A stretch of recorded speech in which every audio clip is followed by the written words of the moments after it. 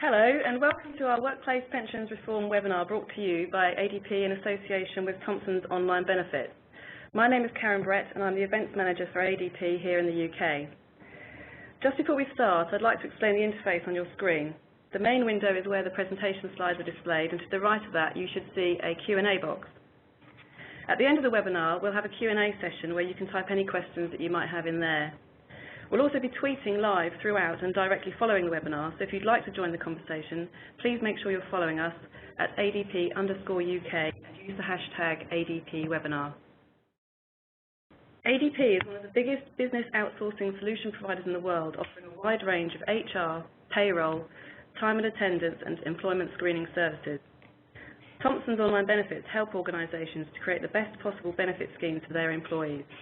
They are FSA regulated and can offer financial advice on pension provisions and auto-enrollment. Our speakers today are Jes Turner, Senior Product Manager at ADP, who has responsibility for the ADP Freedom Payroll platform. As such, he's been involved in the pensions reform project since 2010. We're also delighted to introduce Tim Perkins from Thomsons Online Benefits. Tim has a specific focus on the rollout of Thomsons auto-enrollment solution to Thomsons clients and is also instrumental in the ADP and Thomsons partnership. I'll hand over to Jes now, who will start by talking about the importance of your staging date. Hello. The staging date is critical to all of auto-enrollment functionality, in that this is the date by which you need to make sure that you will be compliant with the workplace pensions reform legislation.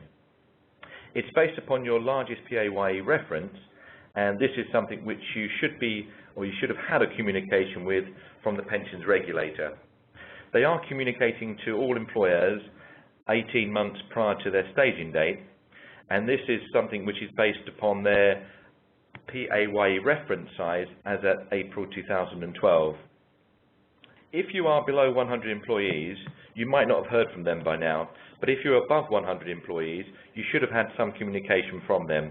So if you haven't, please check with the pensions regulator to make sure that they have your right details.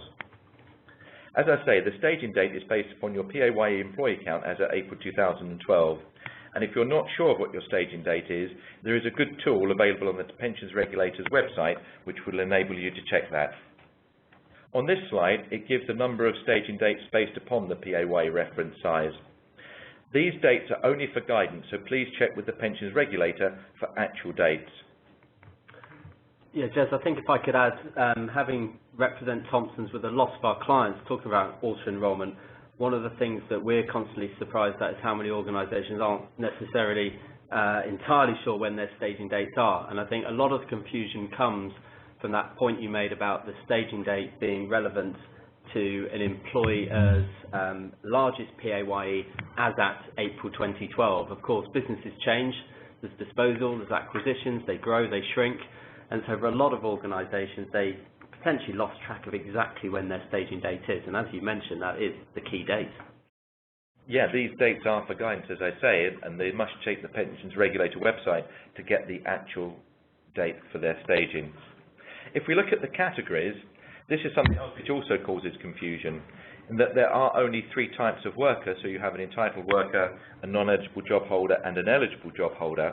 And if I step you through them, the confusion comes from what contributions have got to be made and when. So if we look at the entitled worker, and this is somebody who earns below the lower earnings threshold of £5,668 per annum, and it is irrespective of how old they are, an entitled worker can join the scheme at any time, but the employer does not have to make a contribution. The non-eligible job holder, this is somebody who they will be earning between the thresholds of £5,668 per year and £9,440. And also if they're above the £9,440 per annum and they're below 22 or above the state pension age, they are a non-eligible job holder, and the employer does have to enrol them in the pension scheme if they request it, and the employer does have to make a contribution, which is different to the entitled worker. With the eligible job holder, and these are the people that must be automatically enrolled, these are people that have to have a contribution made to them automatically, but these are people who only fit between the age bracket of 22 and the state pension age and are above the upper earnings trigger of £9,440 per year. What we found is when we're working with organisations to forecast their auto-enrolment costs, most of those businesses have only really factored in the potential cost of eligible job holders being auto-enrolled. And I think what a lot of organisations have been surprised at is the number of non-eligible job holders and entitled workers who've actually chosen to join the pension scheme themselves. And I guess that raises a couple of potential difficulties. One's the extra cost, where there is a requirement for an employer contribution, so that's for non-eligible job holders, but also the extra admin that potentially causes and the communication messages that are required as well.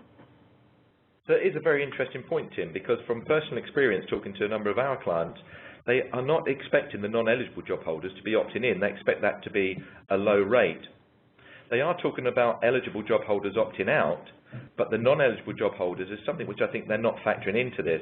So if they have a number of employees who are below the 22 age bracket, and they're thinking that they might not be interested in a pension scheme because of their age, I think what you're saying there bears out some of the national statistics around this, that people below 22 are financially savvy and are starting to invest in pension schemes. So I think that's a very interesting point. If people aren't focusing on that, it could catch them by surprise.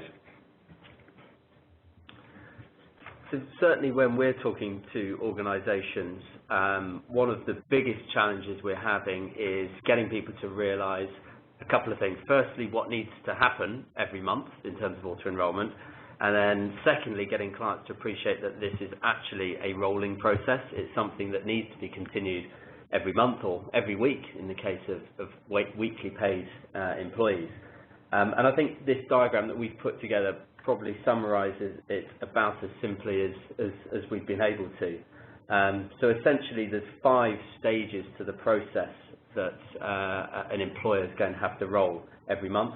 The first is the assessment, so assessing employees against their worker status, against their age and against their earnings, as you've been through, Jes. Secondly, on the back of that, enrolling people as appropriate. So thirdly, once you've enrolled those employees, there's then the communication to them. And I think there's a couple of elements to that. There's the making sure that you fulfil your statutory requirements of what you must communicate and when you must communicate it. But there's also providing that communication in the context of your reward strategy and the messages and the principles that you're wanting to get across from auto-enrolment. So once you've enrolled people and you've communicated to them, there's then managing the employee decisions.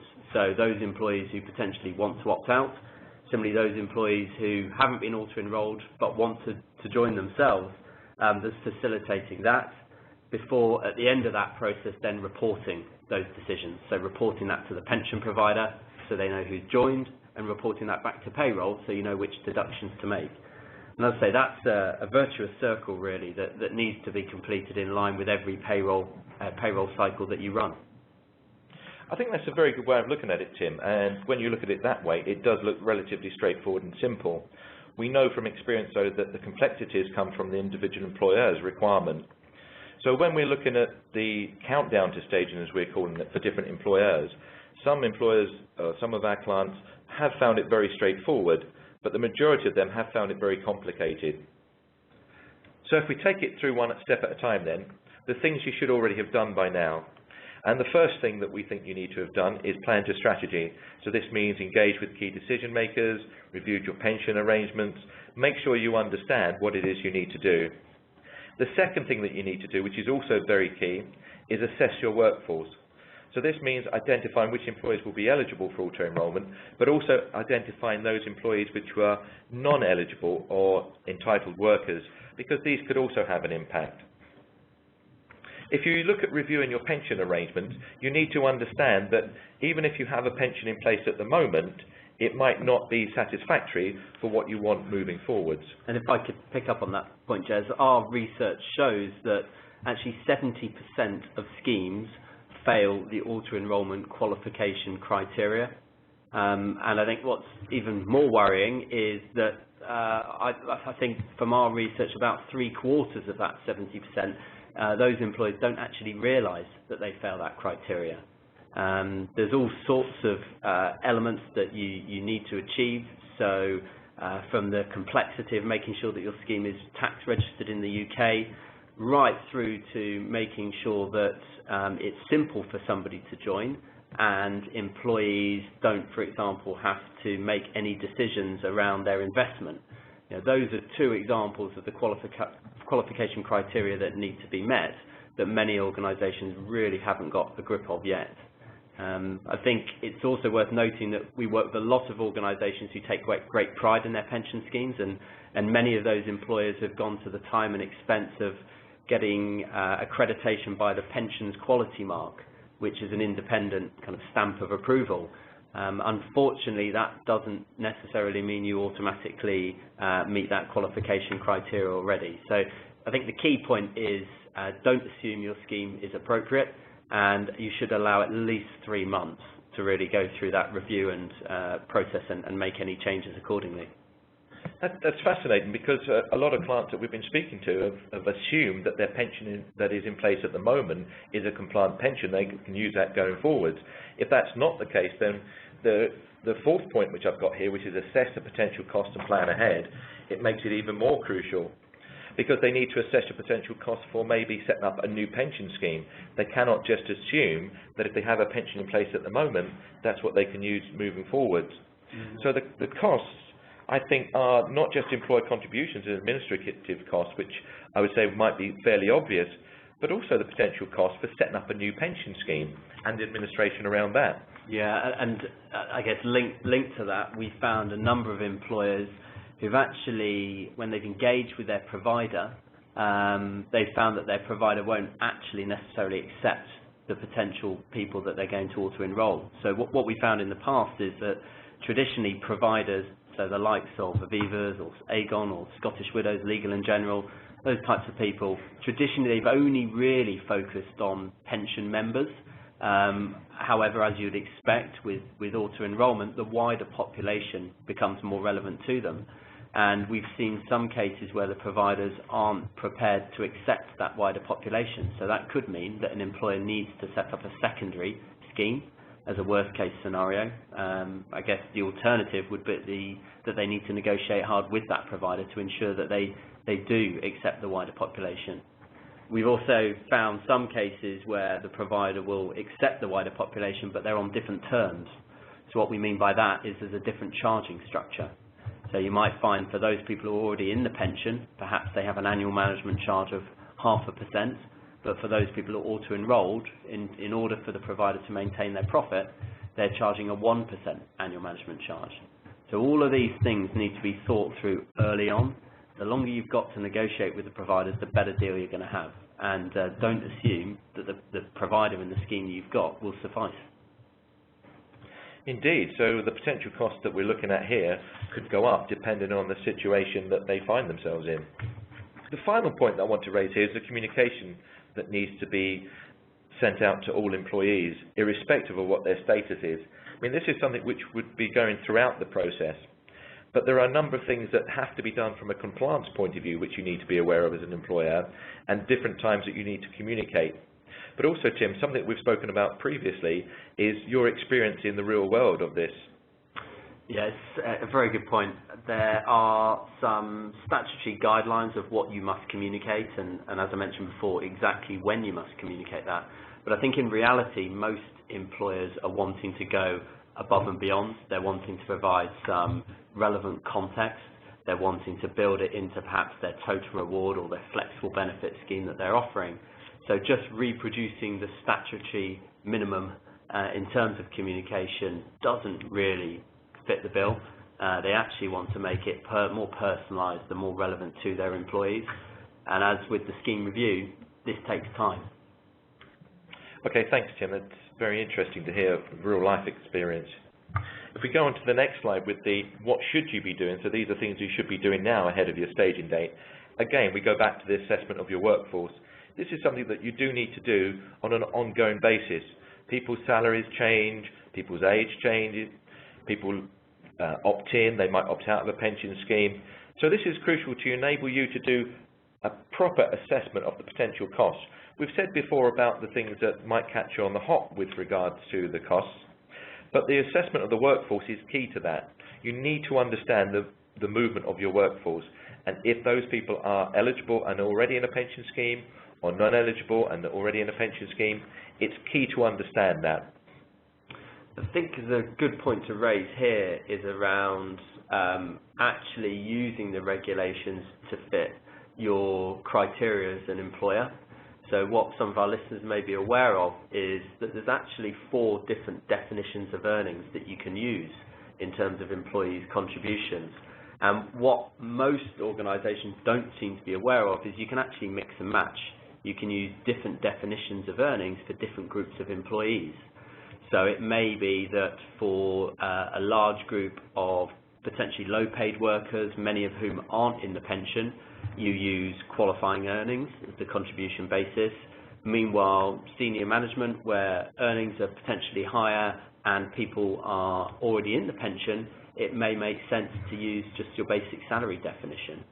Now, if you're looking to make the most of this, I think it's important to plan early and make sure that you've got a self-sufficient way of managing this ongoing. And a system such as ADP's or Thomsons allows you to automate that process. Thanks. If we look at what you need to do now, prior to your staging date, then the 3 key things that you do need to do are basically automatically enroll your eligible employees or your eligible job holders. This might sound a fairly obvious statement, but this is something which you do need to do before your staging date. You also need to make sure that any non-eligible job holders or non-entitled workers who wish to opt in are enrolled in the pension scheme. For some people, if they apply a postponement rule, which you're allowed to do by the reforms on the staging date, it doesn't necessarily mean to say that from that point in time onwards you need to enroll all eligible employees if they want to opt in prior to that date. So this is something to bear in mind, that from your original staging date onwards, if anyone wants to opt in, you must enable them to do that. And again, we go back to the idea of communicating to your workforce. You need to do specific communication depending on their status. And as Tim said earlier, and I've said earlier, this is crucial. Not only is this a compliance thing, but it is also something you might wish to do to make sure you do the right thing for your employees. And the final thing is obviously contribute to your workers' pensions. And you mentioned postponement there, Jes. A number of our clients are actually using postponement to drive engagement. I think there's 3 key drivers to using postponement. Firstly is on the basis that if an employee is actually joining a pension rather than being auto-enrolled, it is our view that that employee is more likely to actually understand value and ultimately appreciate their pension. So by using a 3-month postponement, for example, it gives you a 3-month window there where you can actually engage with employees and encourage them to join off their own back. I think the second element, which I think I'll mention later on, is around salary sacrifice, but using postponement, it gives you more control over your use of salary sacrifice. But as I say, I'll talk about that in a bit. And the third element, linking back to something I mentioned earlier around your provider engagement, is using postponement puts you in a stronger position to be able to negotiate with your provider. So what the providers like is employees who are joining the pension off their own back, as opposed to somebody who's swept up by auto-enrollment and caught by the safety net. The basis being that if somebody joins off their own back, they're more likely to understand the pension, to potentially contribute more, which ultimately makes the pension more profitable for that provider. So by using postponement, say a 3-month postponement, and encouraging people to join the pension, you get more engagement internally, you're more able to use salary sacrifice, and ultimately the provider's going to be happier because their policy holders are going to be more profitable for them.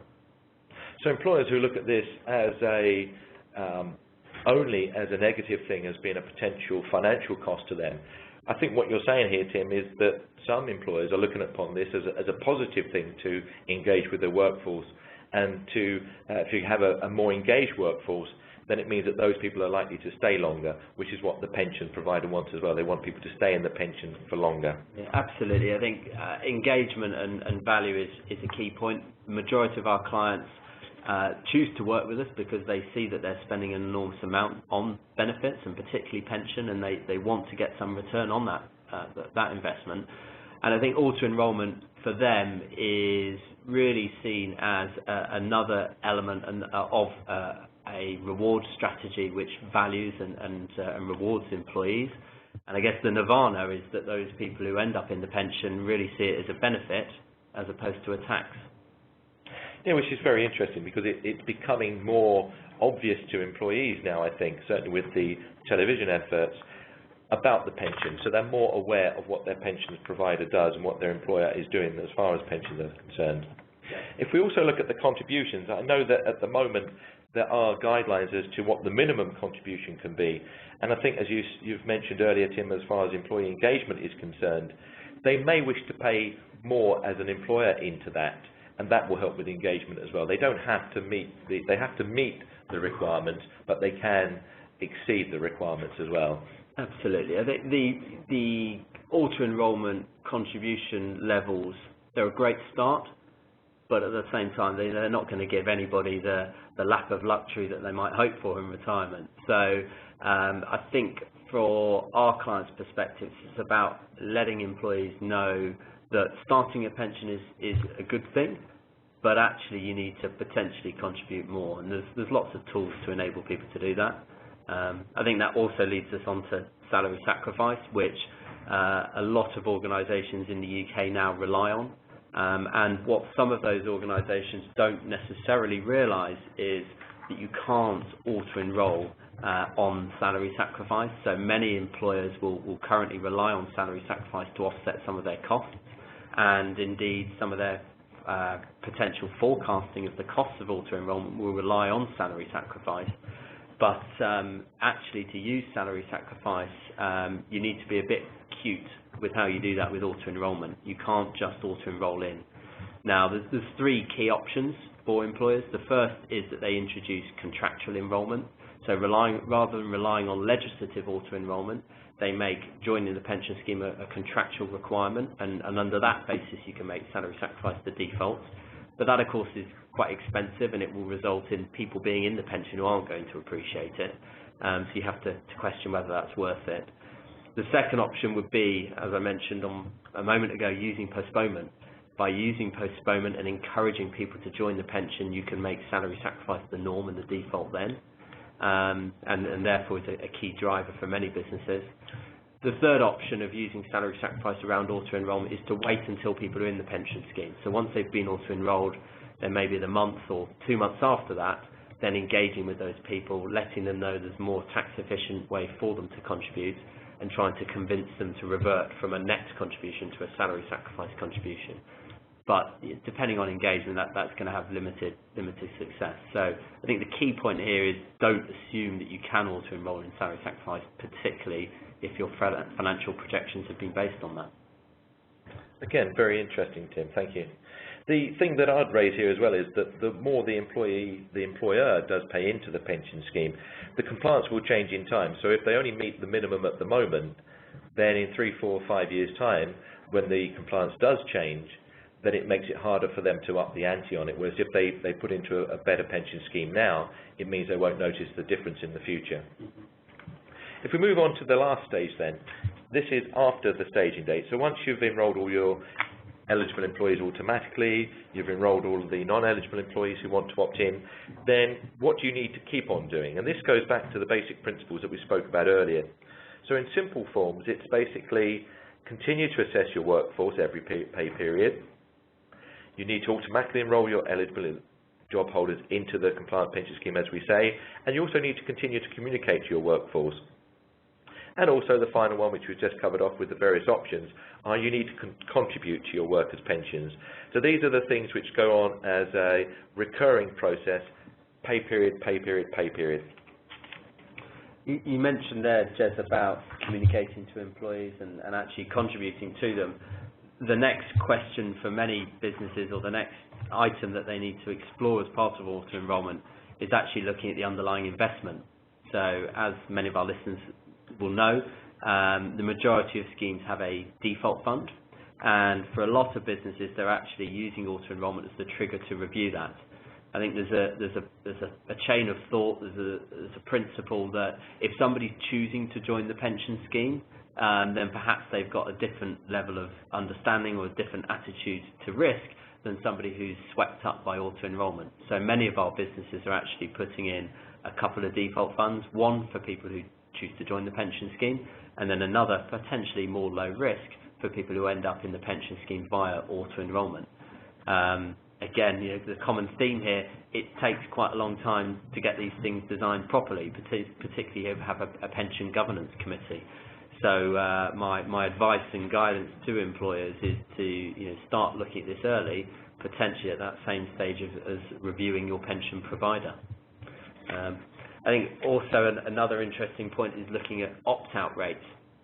So technically opt-out is the basis by which people unenroll themselves, they opt out of the pension in the first 30 days, and there's been a lot of talk about what those opt-out rates are. Our view at Thomsons is that actually you need to take a longer term view at this, and looking at 3, 4, 5 months and the number of people who've unenrolled themselves, albeit without a refund of contributions, that's the true number that's going to give you a measure of how engaged people are in your pension scheme. And I think what we've learned is that through carefully designed communication, through offering employees different ways to opt in or opt out of the pension, through providing one-to-one support and webinars, the majority of employers can actually control their opt-out rate. So there's lots of interesting information to come out as more and more employers pass their staging dates, and we see how many people end up and remain in pension schemes. It's all very interesting, and I think that the one thing that we need to highlight here is that different employers have different criteria that they're trying to meet. So there is no one size fits all. And when we're talking about this, so if we look at the things that you need to do on or around the staging date, if we look at the things that we've got here on this slide, there's 6 items here, most of which we've covered off already. It does look very simple. However, if you have a complex situation, you want to use salary sacrifice, all of these things do take a lot of time to set up. So from our point of view, and I think Thomsons are saying the same thing, you need to leave as much time as you can, so 6 to 12 months before your staging date, before you start to look at these things, or when you start to look at these things. The later you leave it, the less likely you will be to be in a position to be compliant by your staging date. And the crucial thing to see here, if we look at item 6, is you must register with the pensions regulator within 4 months to confirm you have complied. So leading up to your staging date, there's a number of things you need to do, and the key thing is that if you're not compliant, you must register with the pensions regulator to ensure that they understand that you're compliant within 4 months. So it's crucial that they start this process as early as possible. So if we look through the tasks that you need to do on or around your staging date, most of these things we've covered off already, but if we look at the 6 key principles here, the automatic enrolment of any eligible employee, or the enrolment of any non-eligible employee who wants to opt in, or entitled workers who want to join, and the fact that you need to handle all the opt-outs. If you look at the things that you need to do from a software point of view, there are a number of things that can be done. For example, if you do have an opt-out, you need to make sure that you provide a refund for those employees. Some of this can be done from the software, so within the software itself. Also the extraction file that you need to produce for your chosen provider. These are all things that you need to do, and you can do within the software. The last thing that you need to do is you must register with the pensions regulator within 4 months to confirm you have complied. So although software can do a lot of these things, you need to be aware of the other side of things, which is the legislative and financial planning that you need to do. So you must talk to an FSA regulated advisor, and these are things that a payroll provider cannot do. Thank you, Jes. I guess that provides a nice link to us. So for those of the listeners who aren't aware of who we are at Thomsons and what we do, we are an FSA regulated employee benefit consultancy. We've developed our own piece of software called Darwin, and through our FSA regulated advisory duties and our software, there's really 3 key services we're able to offer to the market. The first is around broader pensions consultancy, so benchmarking, provider review, investment management, providing governance, all of those things that I've touched on earlier in today's session. The second element is then around communication, so making sure that employers are able to ensure that their pension is seen as a benefit as opposed to a tax. And the third element is around the administration of auto-enrollment. So I talked earlier about potentially using different earnings definitions for different groups of employees. Our software, Darwin, allows employers to do that. So bringing all of that together, we're able to create a solution that allows employers to really get maximum bang for their buck from an investment to benefits and pensions perspective, particularly where that's incorporated alongside flexible benefits and total reward statements. In terms of how we work with ADP, so we've been working together for about 12 months now. I think it was inevitable that our partnership would be formalized. We have a number of mutual clients. ADP are the leaders in the HR and payroll space, and we like to believe we're the leaders in the benefits space. So I think what our partnership does is it allows ADP to bring their clients and prospects together, along with their exceptionally detailed and experienced knowledge of HR and payroll data and processes. Meanwhile, we bring our FSA-regulated consultancy and our Darwin benefits technology, and so together we're able to provide a truly holistic solution to auto-enrollment, which is, of course, the biggest change to pension legislation in over a century. Thank you, Tim. Yeah, it is key to note that from an ADP perspective and from most people that you talked about auto-enrollment, there is no one person who can provide the complete solution. You need to work in tandem with pension providers, people like Thomsons Online Benefits and ADP, to get the big picture and to all work together. So that's why I think our relationship works so well, in the fact that we appreciate that and we work together on that. So if we look at in summary, then it does sound very straightforward. So the things you should have done: confirmed your staging date with the pensions regulator, set up a qualifying pension scheme, assess your workforce, and engage with your payroll provider, say that's key. These are all things that do sound very simple, but please do understand that these things can take time. You need to communicate to all your employees, enroll all your eligible employees, and enroll any employee who decides to opt in. So it does sound simplistic. In reality, I don't think it will be so. Okay, thank you, Jes and Tim. I hope you all found that useful and have learned some great information to help with your preparations for pensions reform. If you have any questions, please type them now into the Q&A box that I mentioned earlier. We've had some through already, and I'll start with one for you, Tim, which is, what is the most common reason for pension schemes failing the qualification process? Good question. I think the key point is around the fact that most schemes at the moment require an employee to do something, whether that is to join the pension scheme or to choose their contribution or to choose where their money is actually invested. And under the principles of auto-enrollment, there needs to be no decisions for an employee to make.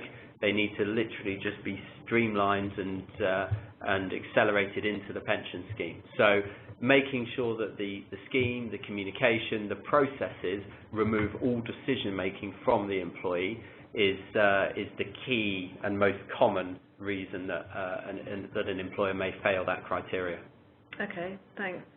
I've got another one here, simply, what has payroll got to do with it? I think that's probably for you, Jes. Yeah, absolutely. The big thing we're trying to say here is that a lot of people, when they're looking at the end-to-end solution, they're ignoring the payroll side of things, whether it be their payroll department or their payroll provider.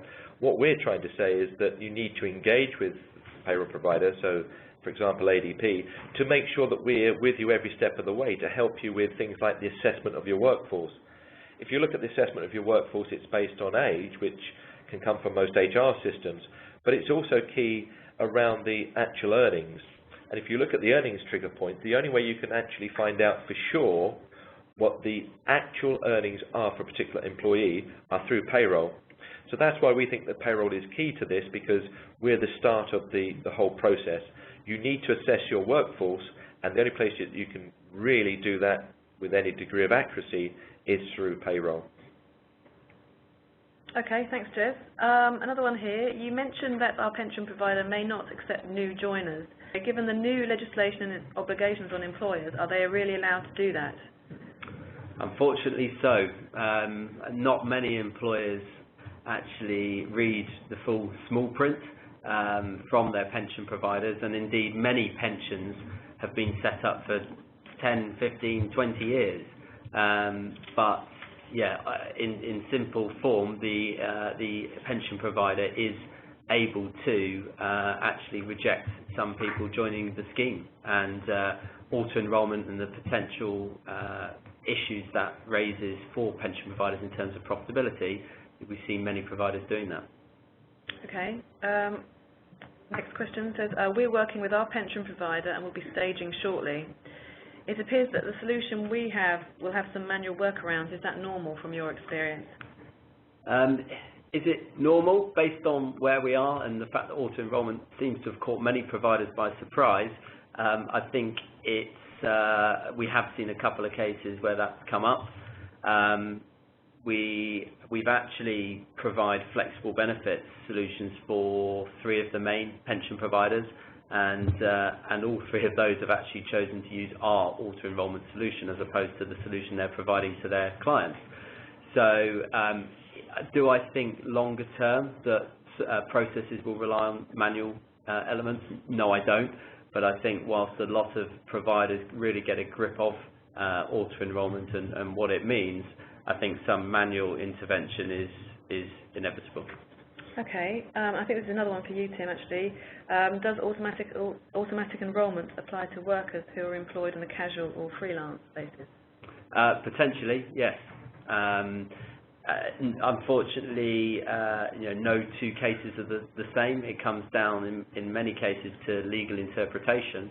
So we've got some employers who have been somewhat surprised by their liabilities. There's a whole group of perhaps contract workers which they hadn't considered need to be auto-enrolled. They've now realised they do have to. So the advice I'd give there is start that review, start that working with an expert early on, so we can really interpret the legislation based on your circumstances. And that seems to link in with another question I've got here, which is it possible to start the process earlier, or do we need to wait for our staging date? No, absolutely not. So we have some clients who've been working towards auto-enrollment for 18 months now, despite the fact they haven't staged yet. The more time you have, the more robust your process is going to be, the stronger position you're going to be in terms of negotiating with the providers, and the more prepared and informed your employees are going to be. There's actually some employers in the UK who've brought their staging dates forward. So it's never too late to kind of grab the bull by the horns and get stuck into it.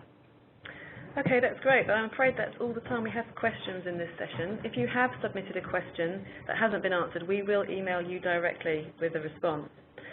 Thanks everyone for attending today. For those of you attending live, you'll be sent a pair of ADP headphones which will hopefully come in useful for listening to our future webinars. Thanks Jes and Tim for your time and for the interesting discussion. The webinar recording will be available on the events page of our website if you would like to view it again or would like to recommend it to any of your colleagues. Please visit the events page of our website for information about past and future ADP webinars. We look forward to welcoming you to our next event. So until then, goodbye. Goodbye.